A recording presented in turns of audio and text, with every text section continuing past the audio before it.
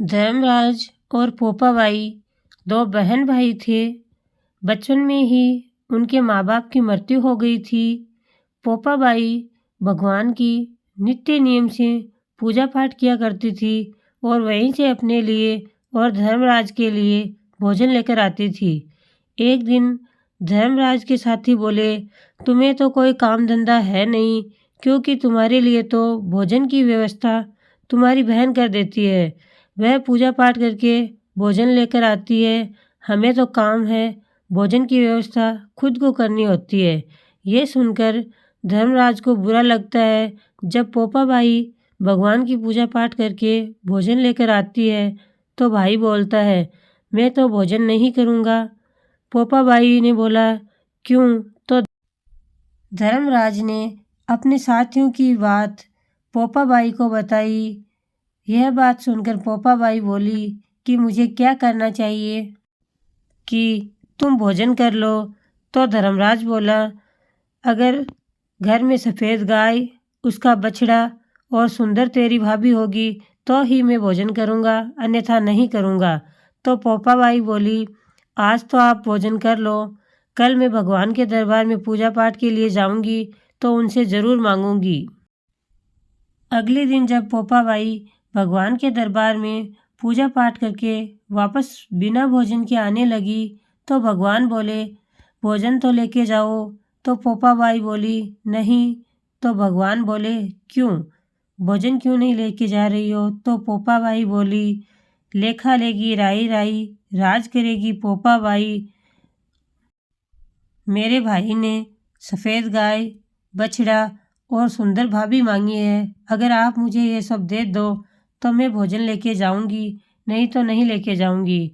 तब भगवान बोले, ले जाओ, घर पर तुम्हारी इच्छा के अनुसार तुम्हें सब कुछ मिलेगा।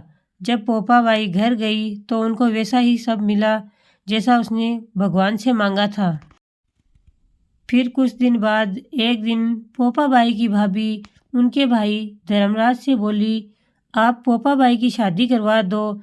अगर हम शादी नहीं करवाएंगे तो लोग बोलेंगे, माँ बाप तो मर गए और इतनी बड़ी लड़की कंवारी बैठी है। ये बात पोपाबाई ने सुन ली। तब पोपाबाई ने धर्मराज से कहा, क्या बात है? तो धर्मराज बोला, बाई शादी तो करनी ही पड़ेगी। तब पोपाबाई बोली, मैं तो पराये पुरुष का मुँह देखूं नहीं तो मैं शादी कैसे कर लूँ?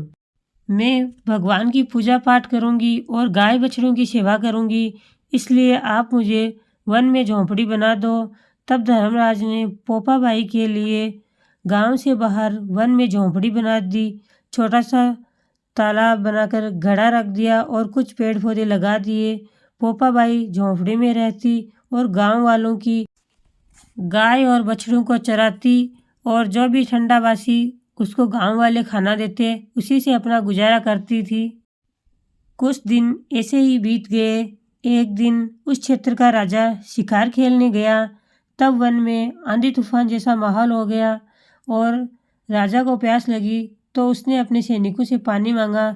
तब सैनिक बोले, यहाँ तो दूर दूर तक कहीं हरे पेड़ तक नज़र नहीं आ रहे हैं, पानी कहाँ से मिलेगा? तभी राजा को कुछ दूरी पर हरे भरे पेड़ पौधों के साथ एक झोंपड़ी दिखाई दी। तो राजा व सैनिक झोंपड़ी के पास गए तो छोटे से तालाब में पानी था। राजा व सैनिकों ने पानी पिया। तब राजा अपने सैनिकों से बोला, यहाँ का वातावरण बहुत अच्छा है, यहाँ तो मन लग रहा है। कुछ तो विशेष है इस स्थान पर, लेकिन यहाँ कौन रहता है? कोई नज़र क्यों नहीं आ रहा है? तभी राजा ने झोंपड़ी के पास जाकर झोंपड़ी का दरवाज़ा खटखटाया। अंदर से कोई आवाज़ नहीं आई। 3-4 बार खटखटाने के बाद पोपाबाई बोली, कौन है और मेरी झोंपड़ी का दरवाज़ा क्यों खटखटा रहे हो? तो राजा बोला, मैं इस क्षेत्र का राजा हूँ। पोपाबाई बोली, राजा हो तो राजमहल जाओ, यहाँ क्या कर रहे हो?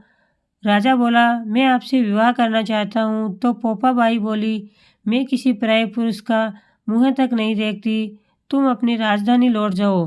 पर राजा ने पोपाबाई की बात पर ध्यान नहीं दिया और ज़बरदस्ती अपने राजमहल ले गया। तब पोपाबाई ने राजा को श्राप दिया कि मुझे ज़बरदस्ती अपहरण करके महल में लाए हो, इसलिए तुम्हारी राजधानी नष्ट हो जाएगी। उधर महल की रानियों ने राजा से पोपाबाई को उनकी झोंपड़ी में छोड़ने का आग्रह किया, पर राजा ने उनकी बात नहीं सुनी। जब धर्मराज को इस बारे में पता चला तो धर्मराज ने राजा के सपने में आकर पोपाबाई को उसकी झोंपड़ी में छोड़ने का आदेश दिया, लेकिन राजा ने सपने को ऐसे ही समझकर टाल दिया।